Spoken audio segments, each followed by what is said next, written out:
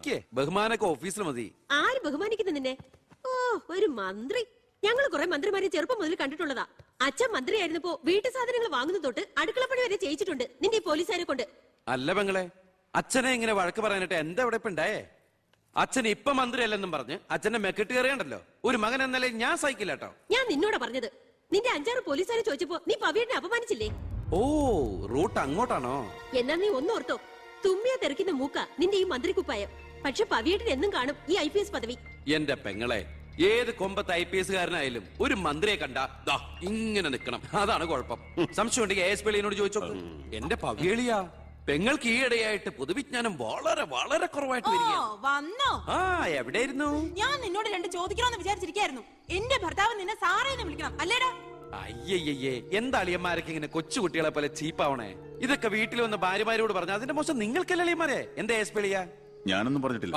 അശ്ശോ, ഇപ്പൊ തന്നെ ഇവിടെ എല്ലാരും മനസ്സിലാക്കില്ല അവിടെയും എന്തൊരു കഥയുണ്ടെന്ന്. അല്ല, എന്റെ പെങ്ങന്മാരാണോ അളിയന്മാരാണോ ഇവിടെ പെണ്ണുങ്ങള്?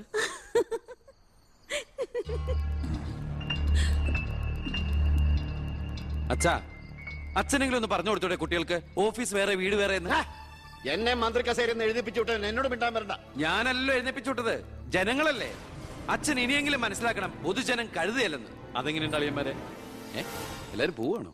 നീ ഉച്ചയ്ക്ക് ഊണ് കഴിക്കാൻ വരുമെന്ന് കരുതി നിനക്ക് ഇഷ്ടപ്പെട്ട പാൽപ്പായസം വരെ ഞാൻ ഉണ്ടാക്കി. അമ്മയ്ക്ക് അറിഞ്ഞൂടെ അമ്മേ മന്ത്രിമാരുടെ തിരക്കൊക്കെ? നീ ഇരിക്കെ. അതെ, ഇവിടെ ഇരുന്നാൽ എനിക്ക് ഇവിടെ ഇറങ്ങൂല്ല അമ്മേ. ഇനി ഞാൻ ഇന്ത്യൻ പ്രധാനമന്ത്രി ആയാലും എനിക്ക് അടുക്കളയിൽ ഇരുന്നാലും ഇറങ്ങും. അതിന്റെ സ്വാതന്ത്ര്യം വേറെ തന്നെയാ. അമ്മ ഇങ്ങോട്ട് വന്നേ. ഇവന്റെ ഒരു കാര്യം. അതെ, ഇവിടെ എല്ലാവരും ചേർന്ന് ഏട്ടനെ പുഴുങ്ങി തിന്നാൻ നോക്കി നിൽക്കായിരുന്നു. എല്ലാം വാല് മടിക്കുന്നത് കണ്ടില്ലേ? കാലക്കേട്ട കലക്കണുണ്ട്. ഈ കഞ്ഞില് പയറും ചമ്മന്തിയൊക്കെ കൂടിയിട്ട് കൈയിട്ട് ഇങ്ങനെ കലക്കി എന്തോ സാധനം അറിയോ? കുറച്ച് വേണം. മീനു, വേറെ കഞ്ഞി വിളിക്കുന്നു. തമാശ അമ്മ. എത്ര നേരം അവിടെ നിന്നെ വിളിച്ചു പോകുന്നു? എന്താടി ചെവി കേട്ടൂടാ നിനക്ക്? നിന്റെ ആങ്ങളെ കൂട്ടാനോ അയാളുടെ പുളിച്ച കോമാളിത്തരം കേട്ട് പൊട്ടിച്ചിരിക്കാനല്ലോ നിനക്ക് നേരം? നിന്റെ 2 ചേച്ചിമാരെ കണ്ട് പഠിക്കടി. അവര് ഭർത്താക്കന്മാരെ ശരണം പറഞ്ഞ് ജീവിക്കുന്ന കണ്ടില്ലേ? അതെങ്ങനെയാ? കണ്ണി കണ്ടവരോടൊപ്പം കറങ്ങി നടന്നൊരു വിഴുപ്പിനല്ലേ എന്റെ അല്ലെ കെട്ടിവെച്ചത്? കുന്നുകളയും ഞാൻ. അറിയില്ല നിനക്കെന്നെ. എന്റെ മനസ്സാരെങ്കിലും വേദനിപ്പിച്ച അത് ഞാൻ നിന്നോട് തീർക്കും. അളിയാ, ഒരു മിനിറ്റ് ഒന്ന് കിട്ടുന്നേ. ഞാനെന്തോ പറയണോന്ന് വിചാരിച്ചല്ലോ. കഞ്ഞു കുടിച്ചോണ്ടിരിക്കും.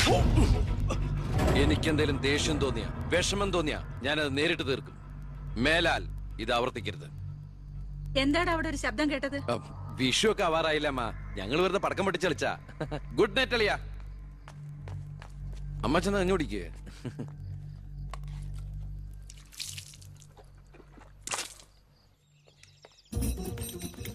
പത്രം വായിച്ചില്ലയോ? പുതിയ ആഭ്യന്തരമന്ത്രിയുടെ കൽപ്പന. വയറ് ഉറയ്ക്കാൻ പോലീസുകാർ രാവിലെ ഓടണമെന്ന്. ഞാൻ പണ്ടേ ഓടാറുണ്ട്. എന്റെ കർത്താവേ, കുതിരയ്ക്ക് വെച്ച കഴുതയ്ക്കും ഉണ്ടാവും. എന്റെ ഈശോയെ, ഞാൻ സാറിനല്ല ഉദ്ദേശിച്ച. ഓ, നല്ല മസില. അളിയാ, ഒരു മിനിറ്റ്. അയ്യോ, അതിനല്ല. എന്ത് ചെയ്യാനാ? നിങ്ങളുടെയൊക്കെ കഷ്ടകാലത്തിന് ഞാൻ ഇവിടുത്തെ ആഭ്യന്തരമന്ത്രിയായി പോയി. അല്ലേ അളിയാ? അളിയൻ ഇനിയും ഡ്യൂട്ടിക്കിടയിൽ എന്നെ കാണേണ്ടി വരും. എന്നെ സല്യൂട്ട് ചെയ്യേണ്ടിയും വരും. തെറ്റ് കണ്ട ഞാൻ എന്തെങ്കിലും പറയുകയും ചെയ്യും. ആ അരിശം മുഴുവൻ അളിയൻ വന്ന് പെങ്ങളെടുത്ത് തീർക്കും. അത് കണ്ട ഞാൻ തിരിച്ചടിക്കും. അങ്ങനെ അടിയും തിരിച്ചടിയൊക്കെ ആയിട്ട് പോണ്ടതാണോ അളിയ നമ്മുടെ ഈ മാതൃകാ കുടുംബം? ഒന്നുമില്ലെങ്കിലും നമ്മൾ അളിയനും അല്ലേ അളിയ? അതുകൊണ്ട് ഞാൻ ഇരുത്തി ചിന്തിച്ചൊരു തീരുമാനം എടുത്തു. സെൻട്രൽ ഹോം ഡിപ്പാർട്ട്മെന്റിലേക്ക് അളിയനൊരു ട്രാൻസ്ഫർ ഓൺ ഡെപ്യൂട്ടേഷൻ. ഓർഡർ. നാളെ തന്നെ ജോയിൻ ചെയ്യണം. All the best. എങ്ങോട്ട്? ബീഹാറിലേക്ക്. ബീഹാറിലേക്കോ? ബീഹാർ ബെസ്റ്റ് സ്ഥലമാണ് അളിയ. നോ, എനിക്ക് പറ്റില്ല. നിനക്കെന്നെ ശരിക്കും അറിയില്ല. എന്താ അളിയ ഇങ്ങനെ ചില തെണ്ടി പിള്ളേരെ പോലെ? ഇത് ഗവൺമെന്റ് ഓർഡർ അല്ലേ? അത് ഹോം മിനിസ്റ്റർ നേരിട്ട് തരുന്നത്.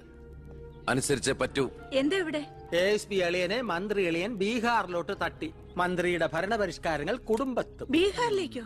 ബീഹാർ ബെസ്റ്റ് സ്ഥലമാണമ്മേ. അല്ല, ഈ ബീഹാർ എന്ന് പറയുമ്പോ എടീ, ബീഹാർ ഗംഭീര സ്ഥല.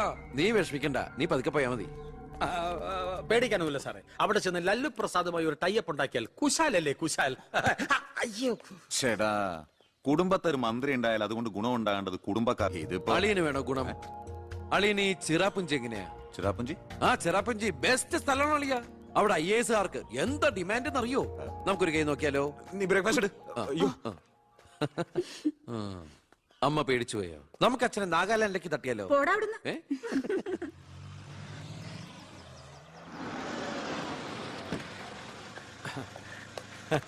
നമസ്കാരം. നമസ്കാരം.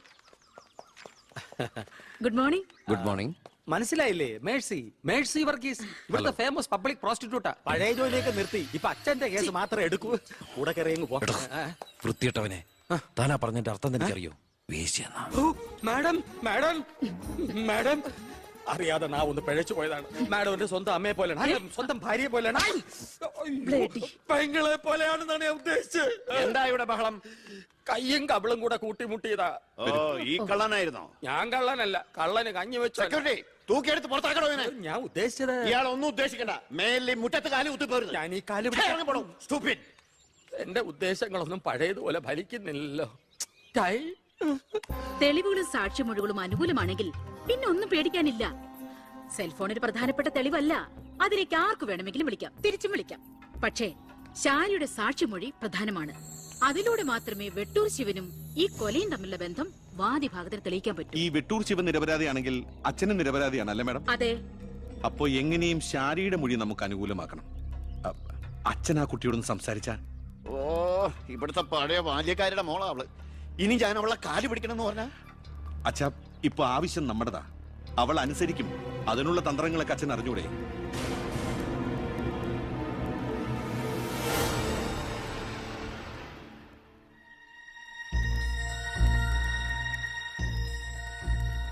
കുറെ നാളായി ഞാൻ വിചാരിക്കുന്നു ഇങ്ങോട്ടൊക്കെ ഒന്ന് ഇറങ്ങണം എന്ന്. സത്യം പറഞ്ഞ സമയം കിട്ടാറില്ല.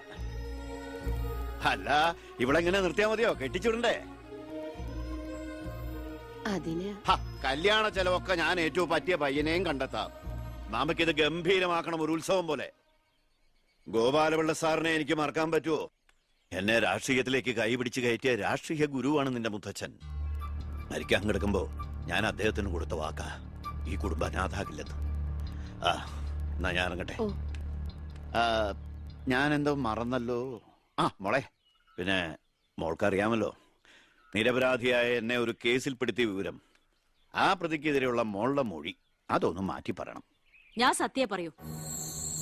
എന്റെ മുന്നിൽ വെച്ച് നടന്ന കൊലപാതകത്തിന് കൂട്ടുനിൽക്കാൻ എന്നെ കിട്ടില്ല. തെറ്റ് ചെയ്തവരാരായാലും അവർ ശിക്ഷിക്കപ്പെടണം. ഓ, കുറെ കാലം എന്റെ വീട്ടിൽ നിന്നല്ലേ തള്ളയും മോളും. ഉണ്ട ചോറിന് നന്ദി കാണിക്കാൻ പറ ദേവകിയമ്മ മോളോട്. അമ്മ പറയില്ല.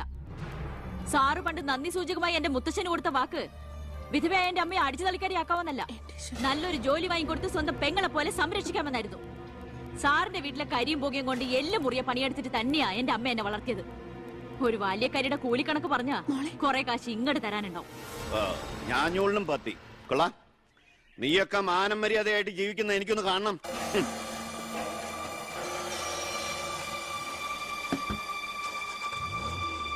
എടാ ഞാനാ. എന്താ അച്ഛാ? ഏയ് നടക്കില്ലടാ. ഇന്ന് അച്ഛൻ അവളുടെ അടുത്ത് പോയി. നാളെ അവൾ അച്ഛന്റെ അടുത്ത് വരണം. അച്ഛൻ സമാധാനമായിട്ടിരിക്കുക. ബാക്കിയൊക്കെ ഞാൻ നോക്കിക്കോളാം.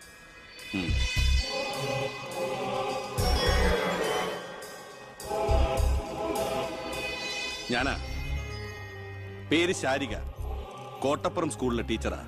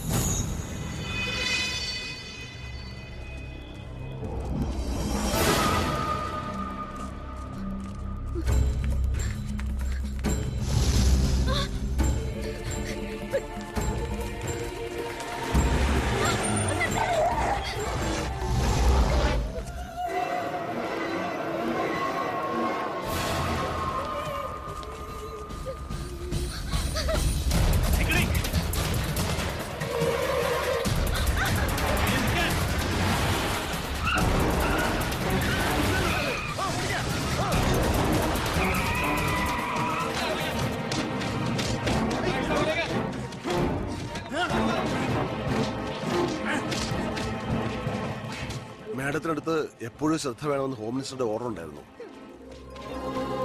വരട്ടെ, പിടിച്ചു കയറ്റില്ല.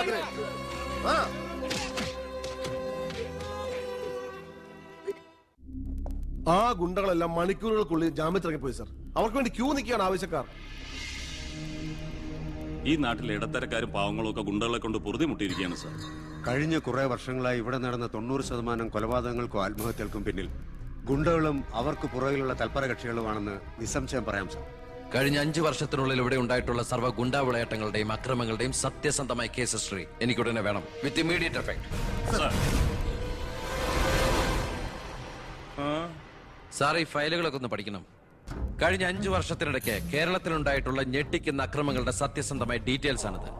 300-ലേറെ കൊലപാതകങ്ങൾ, 2000-ലേറെ ആത്മഹത്യകൾ, 3000-ലേറെ ആത്മഹത്യാ ശ്രമങ്ങൾ, അക്രമങ്ങളിൽ അംഗഭംഗം വന്നവർ 6000-ലേറെ. എന്നിട്ടോ ബന്ധപ്പെട്ട കേസുകളിൽ ശിക്ഷിക്കപ്പെട്ടത് വെറും 12 പേർ.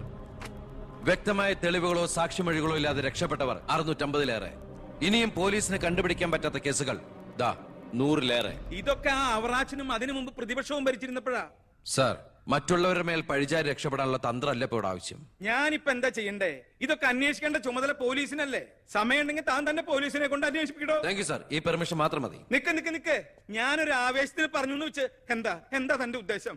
സാർ, ഞാൻ പറഞ്ഞില്ലേ ഈ അക്രമങ്ങളുടെ എല്ലാം പിന്നിൽ ഗുണ്ടകളാണെന്ന്. അതൊക്കെ ആർക്കും അറിയാൻ പാടില്ലാത്തത്. എങ്കിൽ പിന്നെ ഈ ഗുണ്ടാവിളാട്ടം നമുക്ക് അങ്ങ് അവസാനിപ്പിച്ചൂടെ സാർ? ഈ നാട് നന്നാവണമെങ്കിൽ, ജനങ്ങൾക്ക് പേടി കൂടാതെ ജീവിക്കണമെങ്കിൽ കേരളത്തിൽ അടിയന്തരമായി ഗുണ്ട ആക്ട് നടപ്പാക്കിയേ പറ്റൂ. അതെ സാർ, നമ്മുടെ അയൽ സംസ്ഥാനത്തെ മുഖ്യമന്ത്രി ആക്ട് നടപ്പാക്കിയില്ലേ? എടോ, അവരൊരു സ്ത്രീയാ, അവർക്ക് എന്തു ആകാം.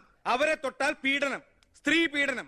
എന്നെ തട്ടിയാ എന്റെ കുടുംബത്തിന് പോയി. സാർ, സാറിന് ഒരു പോറൽ പോലും സംഭവിക്കില്ല. ഇതിപ്പോ പോറലല്ലോ, ഓട്ടയല്ലേ വീഴാൻ പോണത്. ഓട്ട ഈ വെടിയുണ്ടിയും കത്തിയൊക്കെ കയറുമ്പോണ്ടാവണം ഓട്ട.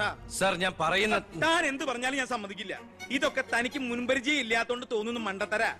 എങ്കിൽ പിന്നെ സാർ ഒരു കാര്യം ചെയ്യും, മുൻപരിച്ചുള്ള ആരെങ്കിലും വെച്ച സാർ അങ്ങോട്ട് ഭരിച്ചോ. ഞാൻ രാജിവെക്കാൻ പോവാ. നീ എനിക്ക് ഹാർട്ട് അറ്റാക്ക് ഉണ്ടാക്കുന്ന വർത്താനം പറയരുത്. നീ രാജിവെച്ച് പോയാ എന്റെ മന്ത്രിസഭ മൂക്കൂത്തി വീടില്ലേ? എങ്കിൽ എന്റെ വഴിക്ക് വരേണ്ടി വരും. നീ പറയണേല് കാര്യമുണ്ടെന്ന് എനിക്കറിയാം, പക്ഷെ നിനക്കൊരു കാര്യം അറിയില്ല. ഇവിടുത്തെ എല്ലാ രാഷ്ട്രീയ പാർട്ടികളുടെയും നിത്യോപയോഗ സാധനങ്ങളിൽ ഒന്നാണ് ഈ ഗുണ്ടകൾ. അതുകൊണ്ട് ഭരണകക്ഷിയും പ്രതിപക്ഷവും ഇതിന് സമ്മതിക്കില്ല. ഈ ബില്ല് നിയമസഭയിൽ പാസ്സാവൂല. അറിയാം സാർ, ആദ്യം നമുക്ക് മന്ത്രിസഭ കൂടി തീരുമാനിക്കാം.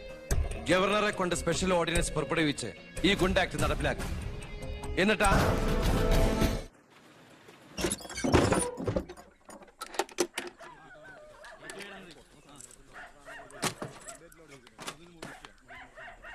ഇതാ ചാവി.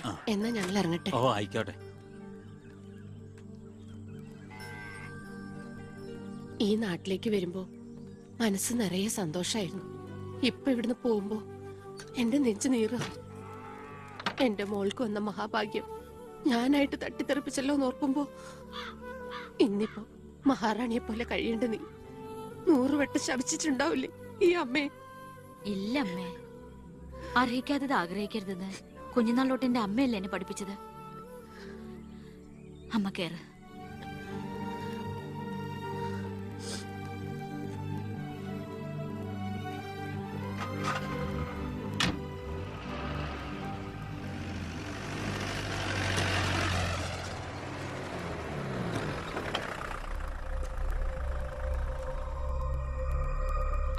നിർത്തി വണ്ടി എടുക്കല്ലേ.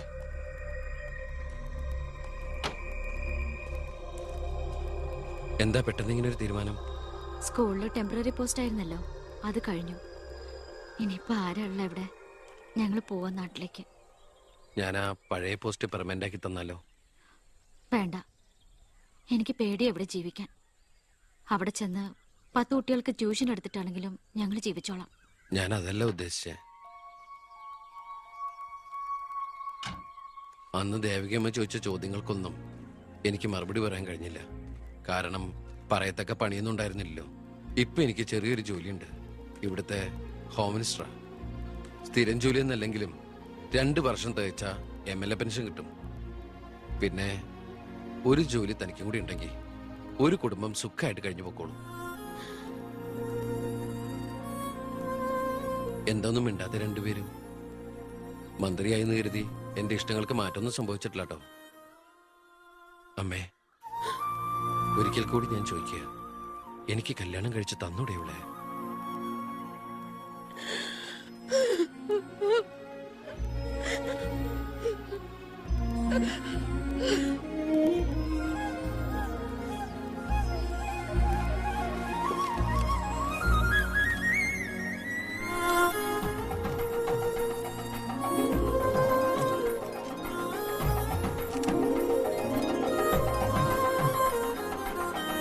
ആരാ സാക്ഷികൾ? ഒരു സാക്ഷിയുണ്ടേ, ഒന്ന് മറക്കേ സാറേ. ജോസഫ് വർക്കി, കുണ്ടാലി തെക്കേതിൽ, ചിറ്റാരിക്കര. ഈ ധന്യ മുഹൂർത്തത്തിന് സാക്ഷിയാകാൻ ഒരവസരം എനിക്ക് തരണം. ദാ ഇവിടെ. അങ്ങോട്ട് മാറി നിൽക്കണോ? മാറിയിക്കാൻ പറഞ്ഞപ്പോ ഓക്കെ. തട്ടിപ്പും വെട്ടിപ്പും ഒക്കെ നിർത്തി ഇനിയുള്ള കാലം ഒരു നല്ല മനുഷ്യനായിട്ട് ജീവിക്കണമെന്നാണ് എന്റെ ആഗ്രഹം. നല്ലതാ. മന്ത്രിയോടൊപ്പം നടന്നില്ലെങ്കിൽ വീട്ടിലും നാട്ടിലും ഒരു പട്ടിയുടെ വില പോലും എനിക്ക് കിട്ടില്ല.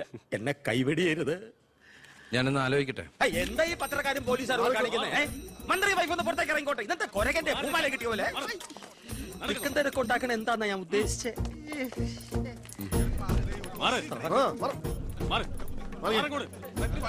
വഴി കൊടുക്ക. ഈ പാവപ്പെട്ട പെൺകുട്ടിയെ വിവാഹം കഴിച്ചത് പഴയ ബാല്യക്കാരുടെ മകളോട് ബാല്യകാലത്തിൽ തോന്നിയ കടുത്ത പ്രേമം കൊണ്ട് തന്നെയാണോ?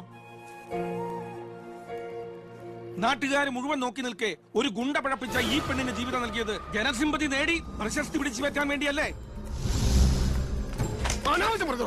വിട് സാറേ. പത്രക്കാരോട് ഇങ്ങനെയൊക്കെയാണോ? അതിനുള്ള മറുപടിയൊക്കെ ഞാൻ പറഞ്ഞോളാം. അനന്തുമാർ വാ. കളി എന്നോടോ? തന്നെ പോലുള്ള മഞ്ഞപ്പത്രക്കാർക്ക് എന്തു എഴുതി പിടിപ്പിക്കാം. സ്വന്തം കൂടപ്പിറപ്പുകളുടെ കിടപ്പറ കഥകൾ വരെ. ആ സർക്കിൾ ഇൻസ്പെക്ടർ വിജയൻ സാറ് അവിടെ വെച്ച് അനന്തകുമാറിനിട്ട് 2 പൊട്ടിച്ചിരുന്നെങ്കിൽ നിങ്ങൾ പത്രക്കാരെ എഴുതി പിടിപ്പിക്കും ആഭ്യന്തരമന്ത്രി അധികാരം ദുർവിനിയോഗം ചെയ്തു എന്ന്. അതൊക്കെ ചീപ്പായി പോവില്ലേ? പക്ഷെ ഒരു ഭാര്യയെ കുറിച്ച് പറയുമ്പോ ഭർത്താവ് കുറച്ച് ചീപ്പായാലും വലിയ കുഴപ്പമൊന്നുമില്ല അല്ലടാ അനന്തകുമാറെ.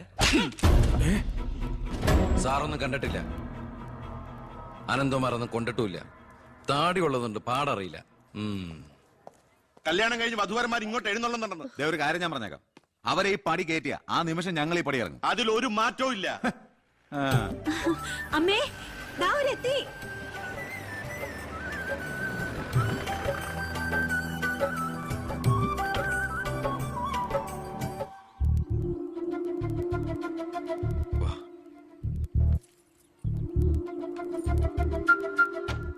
IAS IPS കയറി വന്ന ഈ വീട്ടിലേക്ക് ഇവിടുത്തെ വാലിക്കാരിയുടെ മോളെ കെട്ടിക്കൊണ്ട് കയറി വരാൻ നാണമില്ലടാ നിനക്ക്? ഈ കെട്ടിലമ്മേ മന്ത്രിമന്ദിരത്തിലേക്ക് കെട്ടി എഴുന്നള്ളിക്കാൻ വരുന്നില്ലേ?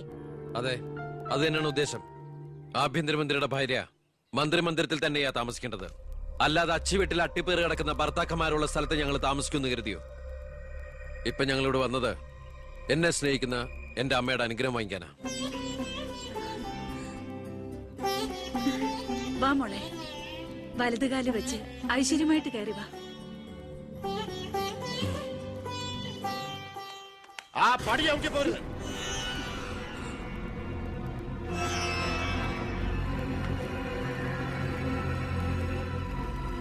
അച്ഛനെ എതിർത്ത് പറഞ്ഞും അച്ഛന്റെ നെഞ്ചത്ത് കുതിര കയറിയും അച്ഛനെ തോപ്പിച്ചും നീ ഒരു മന്ത്രി കസേര ഒപ്പിച്ചെടുത്തു.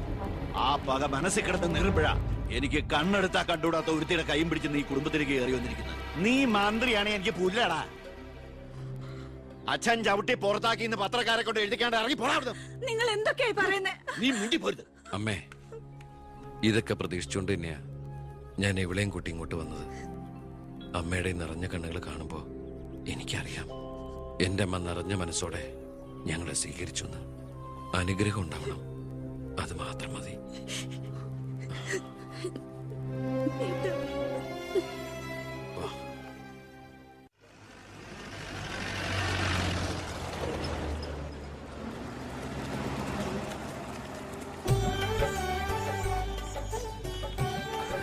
ഈ വീട്ടിലെ അച്ഛനും അമ്മയും PAയും എല്ലാം ഞാനാ. ഐശ്വര്യമായിട്ട് വലതുകാലം വെച്ചകത്ത് കയറിക്കേ. എന്റെ ഈശ്വരേ, നന്മ വരുത്തണമേ. ഇനിയെങ്കിലും അവരെ അവരുടെ മാത്രം ലോകത്തിലേക്ക് വിട്ടുകൂടെ? മന്ത്രിക്ക് ഇല്ലേ ഫസ്റ്റ് നൈറ്റ് റൊമാൻസും ഒക്കെ? പ്ലീസ് എല്ലാവരും പുറത്തേക്ക് ഇറങ്ങും. പ്ലീസ് പ്ലീസ് പറയുന്ന പ്ലീസ്.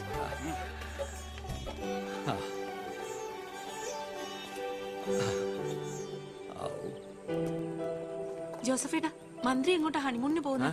ഹണിമൂൺ?